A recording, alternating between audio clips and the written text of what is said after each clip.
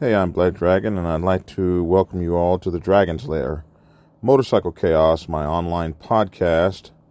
I've been doing for about a year and a half now, which is really kind of cool, and I absolutely appreciate you guys being on.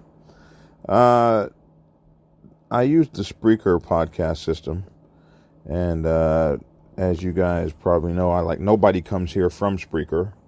Everybody comes from some other place like iTunes or iHeartRadio or Spotify or something like that. Almost nobody comes here from Spreaker.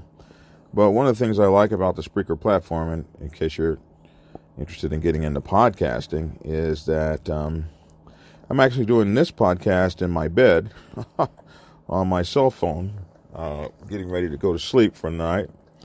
And they have like a whole studio set up on your cell phone where you have all these like buttons you can press, like you can have an audience laughing and talking. This is the cell phone. This is the cell phone. That's what's interesting. You can tell a joke and people laugh. Why am I so stupid? People laugh. Whatever the case. So I got like a whole studio here on my cell phone, and that's one of the cool things I like about this application. So I can like talk to you guys with my thoughts like wherever I am. So I can be in my big old huge studio, or I can be here getting ready to go to sleep. Thought occurs to me and I can make a podcast. Now I don't get my music and all my stuff coming in and everything, but I do get a chance to talk and spread my content, and that's what being a social media content creator is all about, spreading your content. So I talked to you tonight about something that a guy sent me in an email, and I thought it might, some of these things you guys send me just, I don't know, weigh heavily on my mind because I want to talk to you about it and get you thinking in the right mindset, as that is, my job as a content creator, social media influencer. I want to influence you guys in the right direction about things. And so the email I got was a question, and a guy asked me, he said, if I'm going to be a probate for a 1%er club, are they going to make me do things I don't want to do? And I just want you to know that question really disturbed me. And it disturbed me for a few reasons. Because I do have a lot of people that listen to me out there in the world, and some of these people really need my guidance. And some of these people, they ask these questions and they're absolutely serious about them.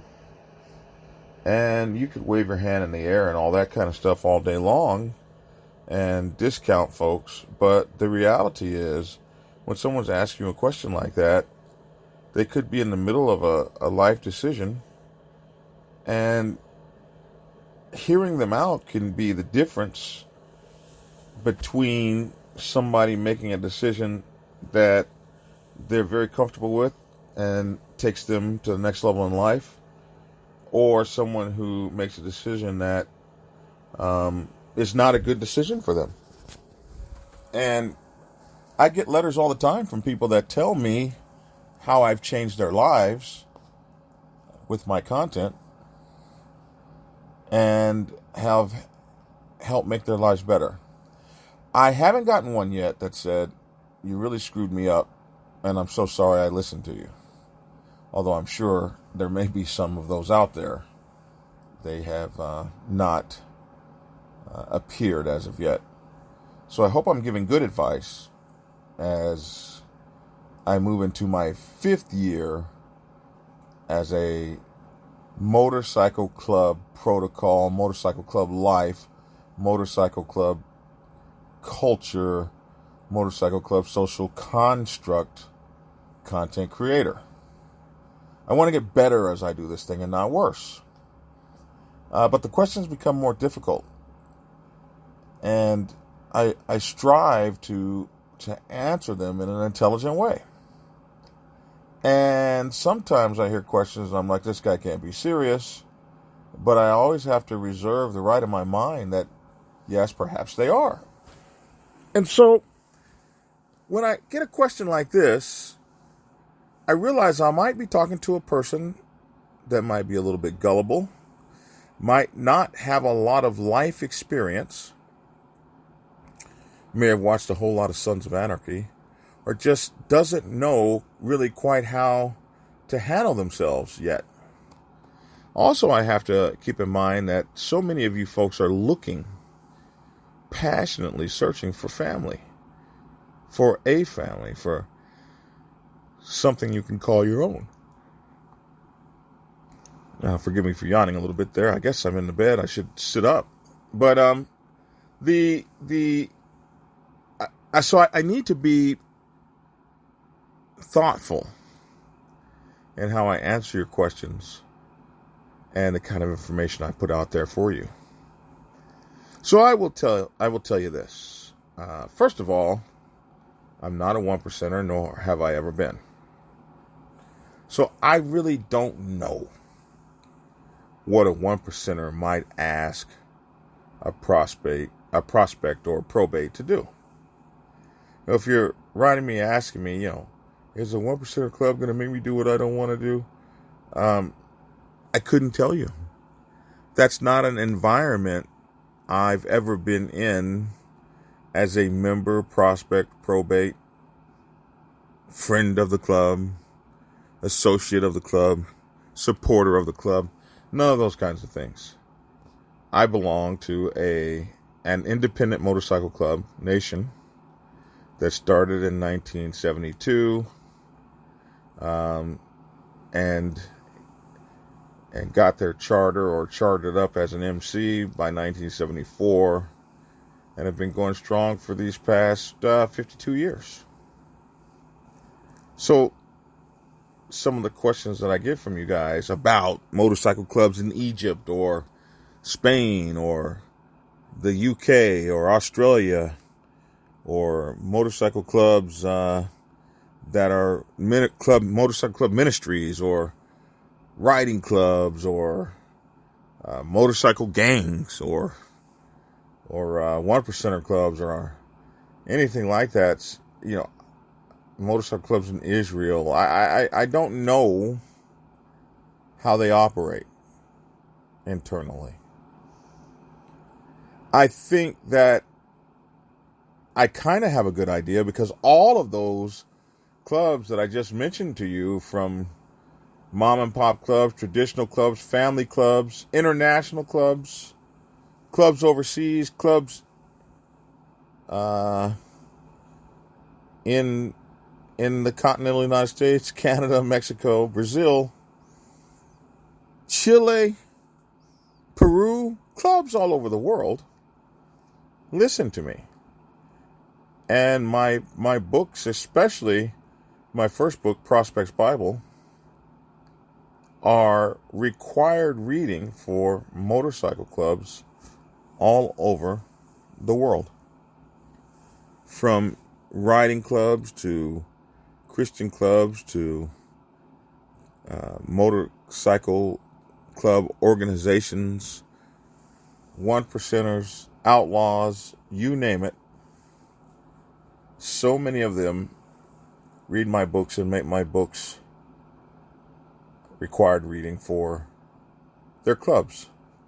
So it dawns on me that maybe there's enough similarities in the things that I talk about between that are between clubs, that the things that I don't know about specific clubs are outweighed by the things that we share in common, that I do talk about, that resonate with clubs, where they get to the point where they say, yes, I feel what you're saying. This happens to us. And in some cases, I agree with your approach, Black Dragon. In other cases, people will tell me, I don't agree with everything you say, but I know you say it with passion and you speak from your own experience, and that's good enough for me. And I'm cool with that because no two men are going to always ever agree about anything. So I'm absolutely cool with that. I'm cool with us not agreeing on everything. So it's with that approach that I would tell you something about something of which I know not, which is probating or prospecting for a 1% motorcycle club. I don't know anything about that.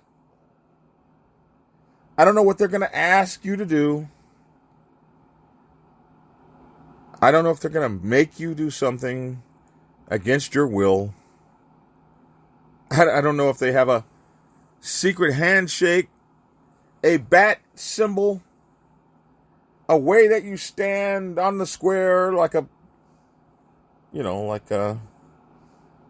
Mason or something. I don't know if they give you a secret Dakota ring. I don't know if you cut your wrists and bond them together and become blood brothers and then burn the rag that ties your wrist together and become brothers of the burn. I don't know. I don't know what I don't know if you got to go, I don't know if you got to go kill somebody or rob a bank or bust somebody's head wide open. I mean, these are some of the things you hear about. But most of the 1%ers I know would not have anything to do with such nonsense. And I do know a lot of them. And I don't ask them like, hey, what do you make your probies do? Because it's like not my beeswax, which is American for business. It's not my business. It's not my beeswax. That's what we say over here. Mind your own beeswax. So it's not like I'm not interested. Like, can you detail to me exactly what you make your prospects do? I would expect them to say, now get the hell on out of here now, Black Dragon. Stop that.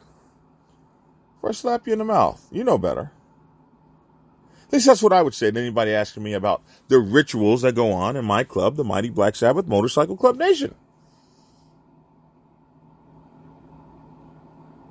But I do know this. For the young man that asked me such a question, I do know this. This is what I do know. I am a man first and foremost.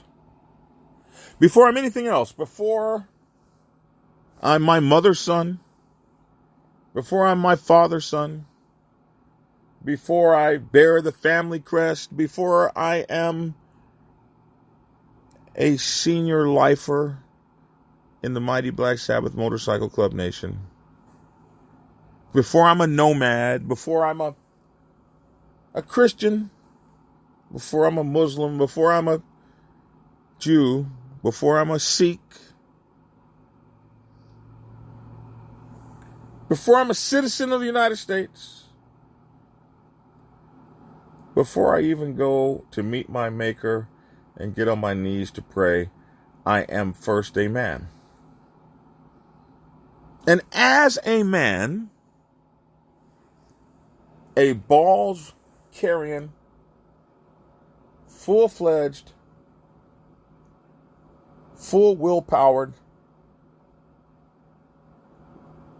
mentally healthy man, operating on my own steam, paying my own bills,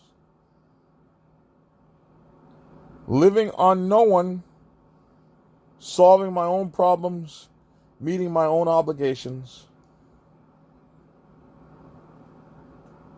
As that man, first, I carry myself. Everything else comes secondary. And I have set upon myself a set of principles by which I carry John Edward Bunch II, who comes even before Black Dragon. Black Dragon is a persona. known on the motorcycle set and in the martial arts realm as this dude whose name is John Edward Bunch II, that we passionately call with compassion, love and admiration, respectfully, Black Dragon. That's his handle, his nickname by which he's known. He is me, speaking of myself in the third person. So that is who I am. Secondarily, primarily, I'm John Edward Bunch II. The man born of Annie Siobhan Wakefield Bunch and John Edward Bunch the first. And as that man, I determine how I will live by my set of principles, and it doesn't have a damn thing to do with what you want, expect, desire, require, or demand. I don't give a damn what organization I'm in. When I was in the United States Navy, there was a practice called, it was a hazing practice called tacking on a man's crow. So a part of your rank is, while you were an enlisted man, is designated by a symbol on your sleeve. And that symbol is a chevron. Well, in the beginning, it's just a stripe, a little half stripe slanted down towards the ground. One stripe is a seaman recruit. 2 stripes is a seaman apprentice. And 3 stripes is a seaman, if I remember right. It's a long time ago. You could also be a fireman, 1 stripe, fireman recruit, 2 stripes fireman, fireman apprentice, 3 stripes fireman. Or you could be a skimmer puke Airedale. 1 stripe would be airman, recruit, 2 stripes airman apprentice, and 3 stripes and airman. I believe. I don't know a whole lot about the skimmer Navy and skimmer puke Navy or the brown shoe air pussy Navy. I'm sorry. That wasn't right. Airman Navy. But I do know about the submarine Navy, and we had the seamen. I guess we had firemen too. Firemen was people that worked on engines, and seamen were people that worked on systems, if I remember right. Dang, that was a long time ago. But anyway,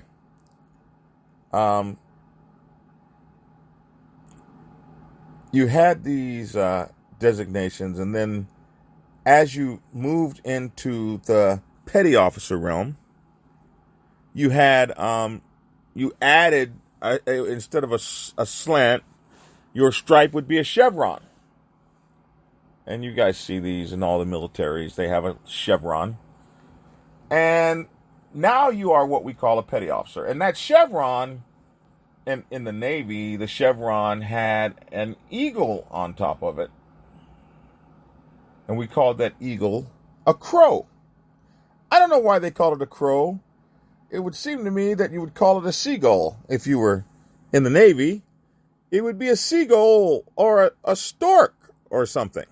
Pelican. Flamingo. But they called it your crow. And I didn't make up the sayings, but I always thought, why would you call it a crow? We're seagoing people. A crow doesn't go to sea. I actually saw a crow out to sea. The poor bastard was lost. And he landed on our submarine. He was so tired. Took a ride with us for a long time.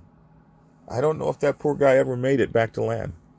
But in any event, whenever you got a raise in rank, You went to your next chevron. So you went from petty officer third class to second class petty officer. Or you went from seaman apprentice to seaman.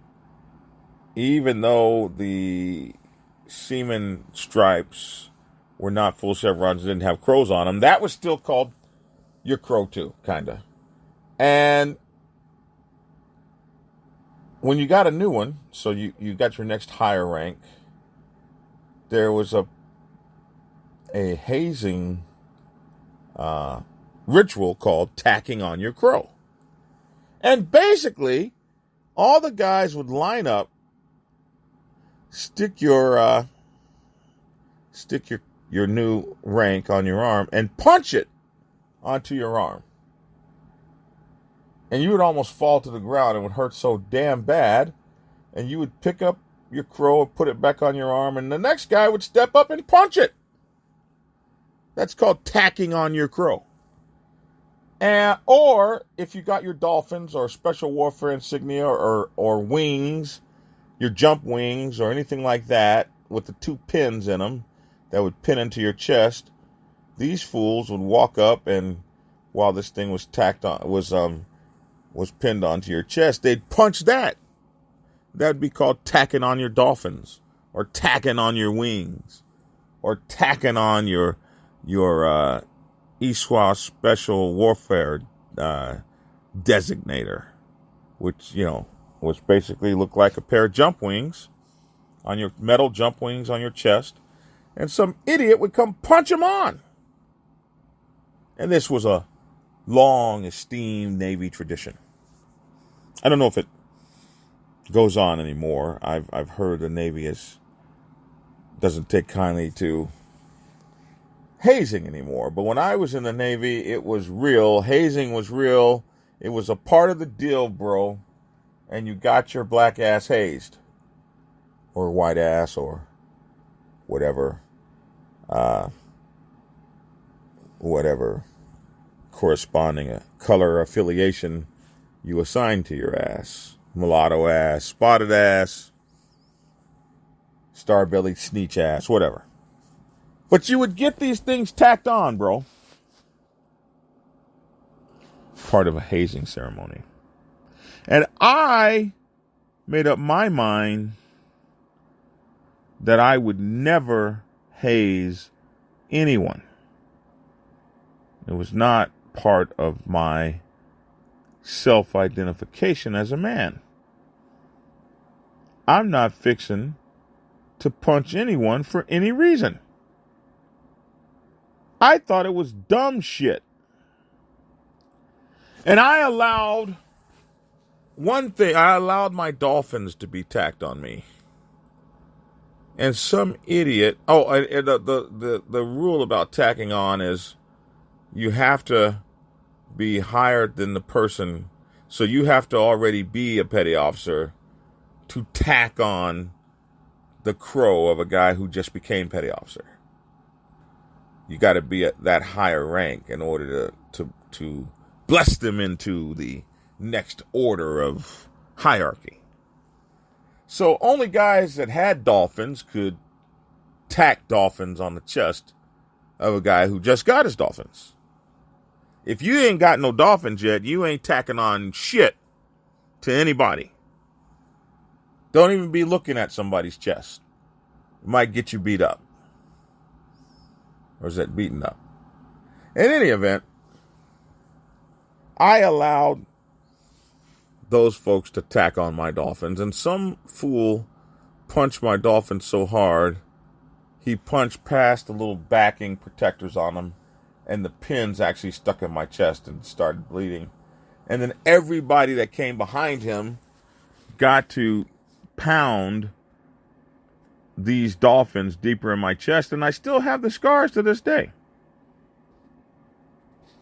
I went in the bathroom and looked at my bloody chest and said, never again will I let anybody touch me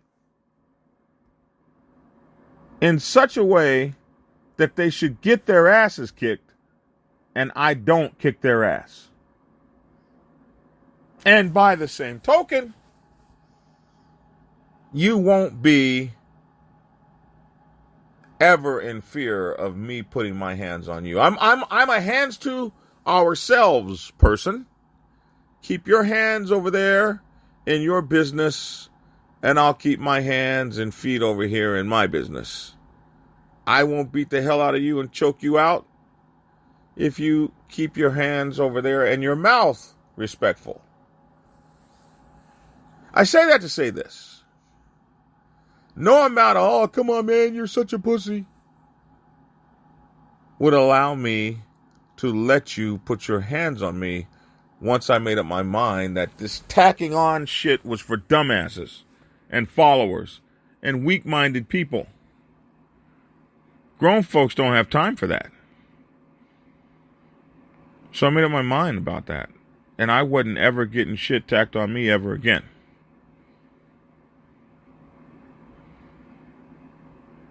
And I wasn't tacking on nothing on nobody. I didn't go for it. I didn't, always it's the weak junior guy. And then there's the people that never helped you with your career, never helped you answer a question, never helped you get we had these things called prac facts or practical factors. And like if you wanted to be a engine man, you had to convince somebody you knew how to turn on the engine, and they would grade you and test you and sign off your practical factor. Prac facts, we called him. Okay, this guy is going to have we're going to make him a petty officer, and part of being a petty officer fireman is knowing how to start the engine of the ship and turn the boilers on. So, okay, go down here and start the engine, turn the boilers on, and I'll sign your card off and tell people you know how to do it. Oh, you know what? You didn't do that right. I need you to go back and research that and come back tomorrow for your signature. We'll do this again. Or, oh, you didn't do that right. Let me show you how to do it so you don't screw it up. And then you'll do it for me, and we'll sign off your practical factors. And it be the people that want to tack on your crow that never helped you with a prac fact.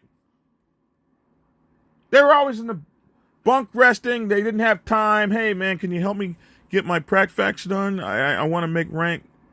I don't have time, bro. Catch you next time. On my way home. Haven't seen my wife in a week. I'm tired. I'm asleep. They can't take any time off because you don't normally get to do prac facts in the day on the job. Prac facts are something you got to get done on your own time. And this son of a bitch never helped you with one prac fact, but he wants to stand in the line to punch your Dolphins on your chest or tack your crow on your arm. Boys, stop. Boy, please. Go sit your non-consequential ass down over there. I might let you tack my Dolphins on, or I might let you tack my crow on if you had been instrumental in my career and you had taken me under your wing, and you had become my sea daddy, and you made sure that nothing happened to me, and you made sure that all my prac facts were done, and I got in on time, and I wasn't late from Liberty, and I got to roll call on time, my uniforms were squared away, my hair was cut, my shoes were shined, and you were looking out after me like a sea daddy, I wouldn't mind you tacking on my crow. But just some old common derelict, Bunch, I see you got your next, I see you got your next level. I see you became a petty officer, second class. I'm going to tack on your crow. Motherfucker, you done lost your mind. I wish you would hit me, so I can straight up bust your ass in the next week. I'm going to beat you down like a drunken sailor. You guys notice I don't really curse on video, but on my podcast I do curse a little. Sorry about that. But in any event, I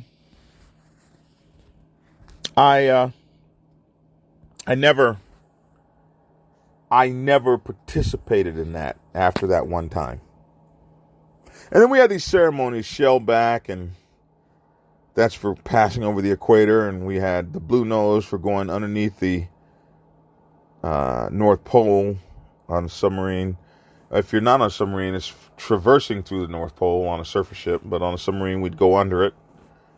go under the ice. And we would get this ceremony every time you went under. But for your first time, you would have to go through a hazing ceremony. And I went through those hazing ceremonies, and they were hell. I've heard they don't do them anymore. At least not like we did. You'd get beaten up, slapped, spit on, have to crawl through refuse, garbage, other people's vomit in this hazing ceremony to congratulate you for crossing the equator. Call you a shellback. I don't know what a shellback was. I mean, was that a turtle? I don't know.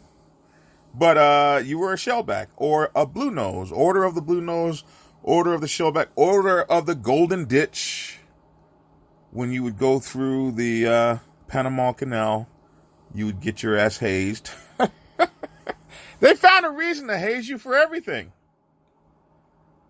They had all these little hazing ceremonies for passing longitude, latitude of, 59, 1999, whatever. We just passed the longitude, latitude. Time to get your ass beat. So those I did have to participate in. I wanted to be a good sailor. But all of this, but even in those, I never hazed anyone.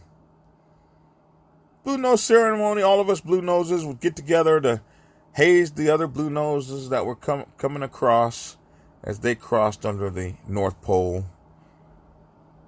I'd be there with the other blue noses, but I wasn't putting my hands on you.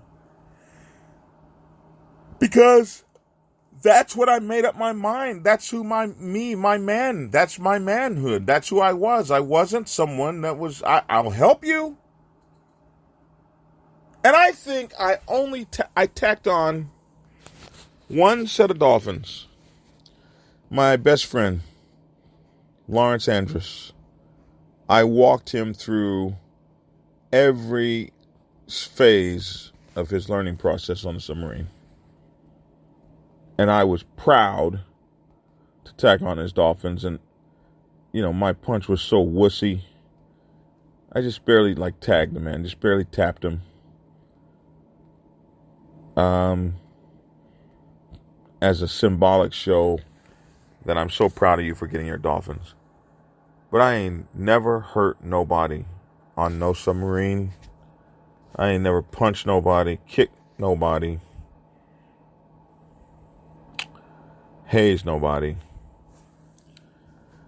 Except for one guy.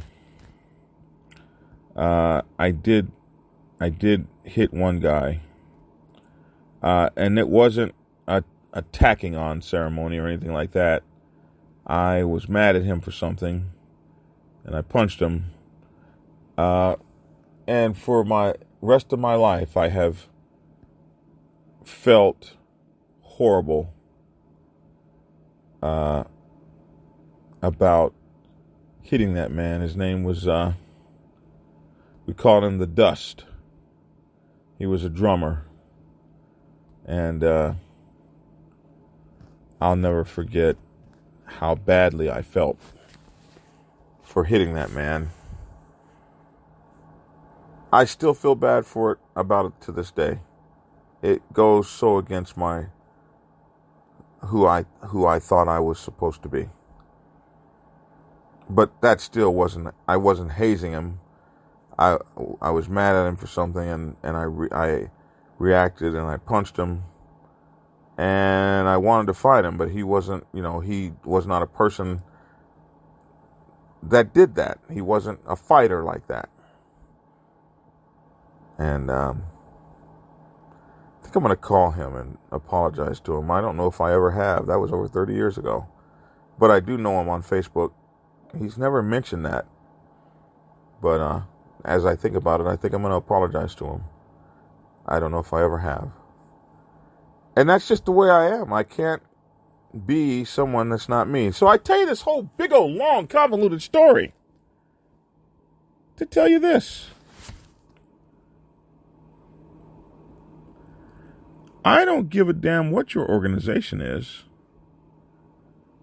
what your thing is, what your reasoning is. If what you want me to do goes against my manhood, my personality, the person that I have chosen to be, then I don't need that organization. So the question is, if I prospect as a 1%er prospect, are they going to make me do something I don't want to do? Only if you ain't a man. Only if you can't stand for yours. Only if you can't look a motherfucker in the eye and say, man, you've lost your fucking mind. I ain't doing that. There ain't no way, there ain't no how. There's no way in hell I'm doing that.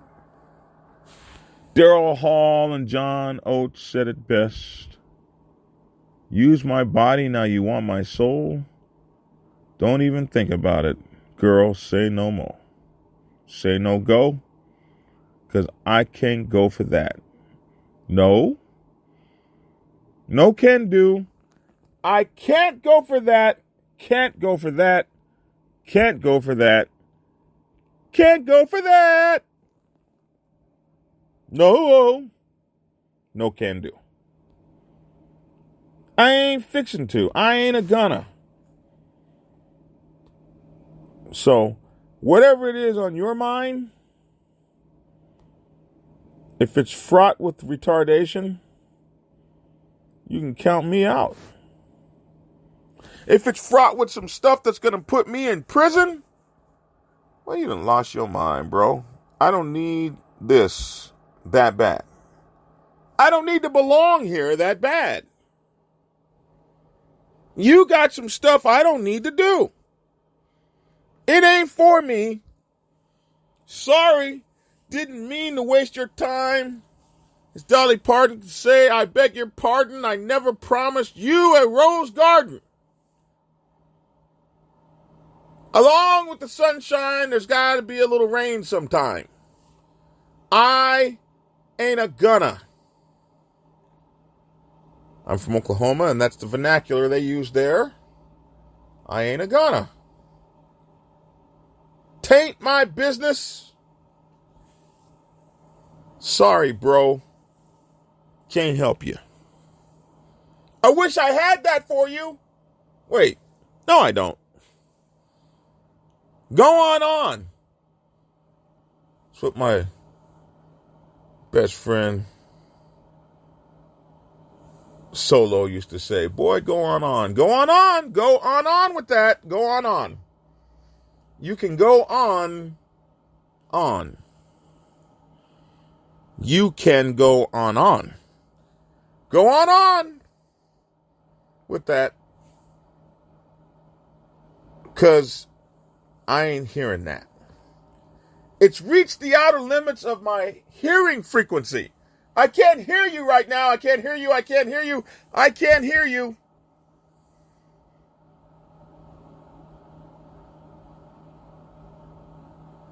We're not seeing these things eye to eye. And that's what a man does. He stands upon his own two as a man. And if you're asking me, if somebody's going to make me do what I don't want to do, I remember there was this girl, and she was in the old neighborhood, and there was this guy, and he wanted to get with her, and she was reluctant to him, and she says, "You're not going to make me do it to you, are you?" And he said, "Yeah." And so she did it. And regretted it, but I was just always amazed that you're not going to make me do that, are you? Well, yeah, I'm going to make you do it, idiot, if you are silly enough to do something you don't want to do. I'll never forget that look on her face when he said, yeah. And back to the back room they marched. she walking back there to do something that she didn't want to do. Feeling like somebody had a power over her they didn't have.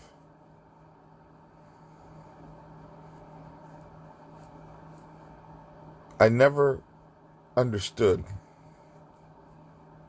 why she made that choice. And I don't understand why people do that, but they do. They're looking for acceptance or family or confirmation, companionship or something. The patch that you have to offer me don't mean that much, bro. That I got to give in who I am to get it. So I hope that rant of 41 minutes helped you to understand what I'm talking about. No one should be able to make you do anything you don't want to do. And that's my 2 cents. I'd love to hear your 2 cents in the comment section below. I'd like to thank you for tuning in to the Dragon's Lair Motorcycle Chaos. And I want to let you guys know that we have properties on YouTube called Black Dragon Biker TV and Black Dragon Biker on Facebook, Black Dragon Biker TV on Instagram and Instagram TV. Our online news magazine is bikerliberty.com. And we do have a wonderful Discord server. The directions how to get an invite on the Discord server are in the comment section. We'd love to have you guys join us on Discord. My Twitter feed is JBunchII. It stands for John Bunch II. JBunchII at Twitter, on Twitter.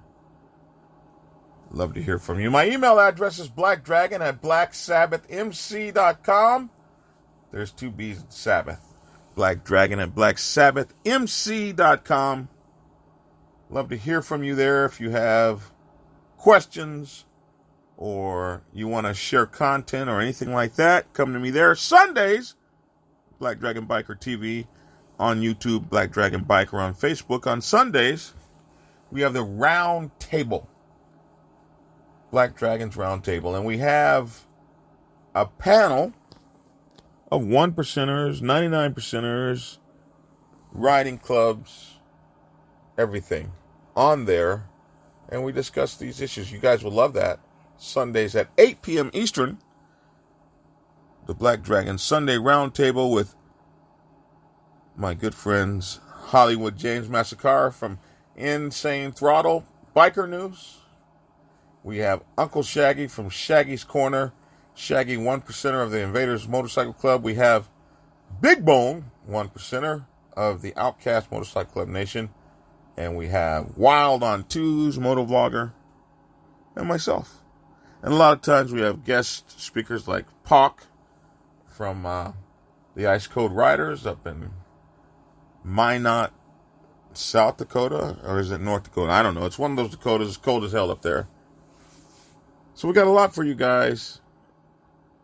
Instagram is Black Dragon Biker TV, and we do a lot on Instagram. I want to also invite you guys to start watching my biker combat videos where we do martial arts techniques for bikers. So I believe that's all the ways you can get a hold of me. If you need to call me, 404-692-0336. And I would absolutely treasure hearing from you. My books: Prospects Bible for Women's Motorcycle Clubs, the Sergeant at Arms Bible, the Public Relations Officer's Bible, and my new President's Bible, Chronicle 1, Principles of Motorcycle Club Leadership, are all available on Amazon and Kindle. Hardcovers are available on Amazon. Or you can order autographed copies from me off my website, blackdragonsgear.com. Love to have you go over there. and check us out. Well, I'm Black Dragon. That's my 2 cents. Love to hear your 2 cents in the comments section below. Thanks for tuning in. And get skinny.